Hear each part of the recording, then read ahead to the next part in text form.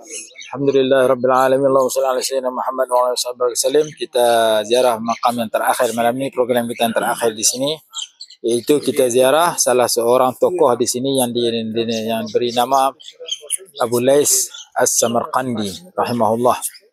Nama beliau yang sebenar ialah Nasr Ibnu Muhammad, tapi oleh kerana kunyah ataupun gelaran dia itu begitu masyhur sehingga tenggelam nama dia. Macam Imam Bukhari. Boleh delete stop. Stop. Yeah. Sorry ya. Abu Lais As-Samarqandi ini salah seorang tokoh. Gelarannya As-Samarqandi. Kenapa? Karena beliau imam besar di sini di Samarkand. Macam orang Kedah Al-Qadahi, Al-Terengganu Al-Terengganawi. Lebih kurang tu lah. Tokoh yang terkenal dalam negeri itu akan diberi nisbah ke negeri itu. Imam Muhammad Al-Bukhari kerana terkenal di Bukhara. Jadi Imam Abu Lais As-Samarqandi ini gelaran dia Al-Faqih. Kerana beliau pernah bermimpi jumpa Nabi SAW, Rasulullah panggil dia ya faqih. Wahai faqih, faqih mana orang yang faham agama. Itu salah satu gelaran dia. Gelaran yang kedua sama dengan Abu Mansur Al-Maturidi, iaitu Imamul Huda. Imam kepada petunjuk. Dan dia terkenal dengan nama Abu Lais, gelarannya As-Samarqandi, nama negeri kita berada sekarang ni iaitu Samarkand. Dan ramai ulama-ulama yang dapat gelaran Samarkand ini, salah seorangnya beliau.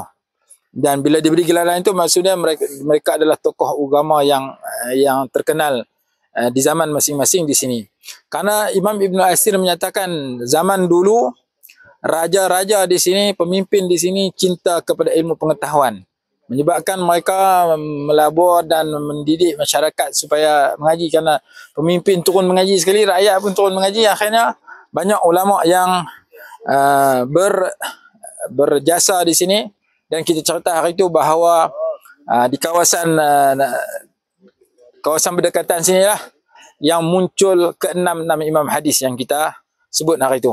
Jadi daerah sini atau kita kata wilayah di sini melahirkan Imam Nasai, Imam Abu Daud, Imam Tirmizi, Imam Ibn Majah, Imam Darimi. Imam Darimi ini guru kepada Imam Bukhari.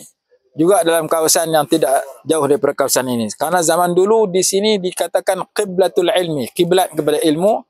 Disebabkan pemimpin negaranya cinta kepada ilmu dan menggalakkan alim ulama untuk menyampaikan ilmu dan mengarang kitab, maka salah seorang yang muncul ialah Abu Lais As-Samarqandi.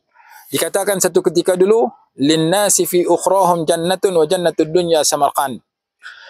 Manusia syurga bagi orang Islam adalah di akhirat. Syurga di dunia adalah Samarkand. Kenapa digelar sedemikian? Kerana dulu di Samarkand ni makmur dengan ilmu pengetahuan, dengan taman-taman syurga. Sehingga muncul ulama-ulama yang besar zaman dulu, salah seorangnya Imam Abu Lais As-Samarqandi.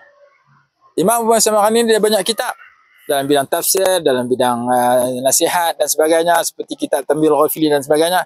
Tapi salah satu kitab yang agak terkenal karangan beliau nama dia Bahrul Ulum dalam bidang tafsir. Saya bertanya Syed Muhammad bin Abdul Ba'is Al-Kitani dulu masa dia main rumah saya di Al-Ustaz. Saya tanya dia, kalau kita nak baca kitab tafsir ni yang mana bagus? Selalunya orang sebut tafsir sekian. Dia sebut tafsir Abu Lais As-Samarqandi.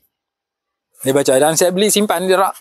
Jadi bila saya tahu nak main sini, maka saya baca sikit riwayat hidup dia. Saya baca sedikit dalam tafsir surah Fatihah.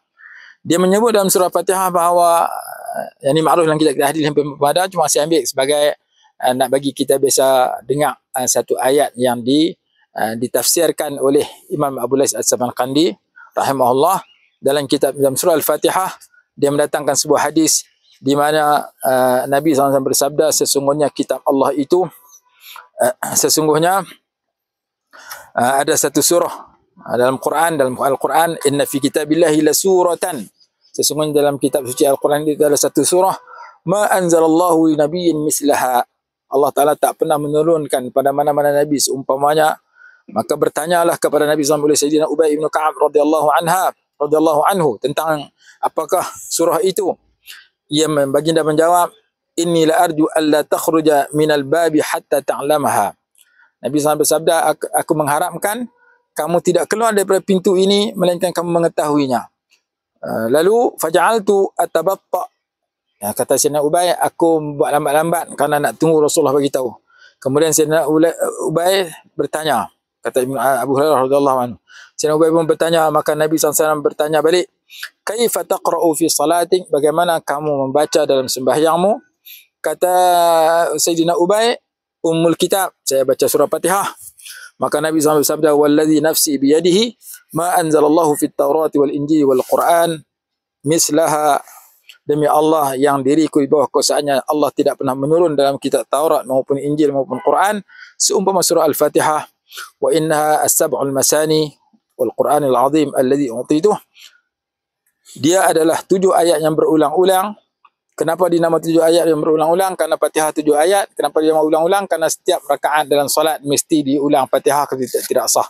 Maka ini hadis yang pertama yang disebut dalam tafsir surah Fatihah yang bernama Bahrul Ulum karangan Imam Abu Laith As-Samarqandi rahimahullah taala. Jadi satu ketika dulu Samarkand ni merupakan tempat ilmuan dan salah satu tokoh yang kitab beliau tersebar di negara Arab termasuk tempat kita seperti Tanbihul Ghafilin dan sebagainya, ialah seorang ulama yang digelar yang kunyahnya Abu Lais, nama dia tenggelam terus.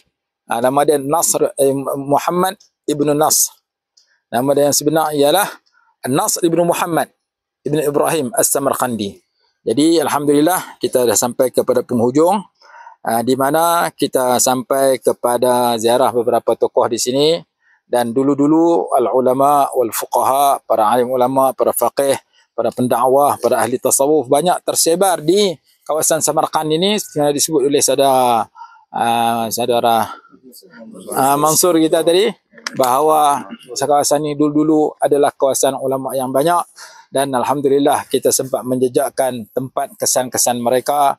Dan seperti mana kita sebut dalam bidang yang lain, bidang keduniaan pun banyak, dalam bidang fizik, dalam bidang astronomi, dalam bidang matematik, semua tu main daripada sini. Karena di sini satu ketika dulu merupakan kiblat kepada umat Islam dalam bab ilmu pengetahuan, walaupun sekarang berpindah tempat lain. Yang penting mereka sudah meninggalkan jasa yang besar, dan alhamdulillah kita datang ke sini dengan niat yang baik, dengan doa yang ikhlas.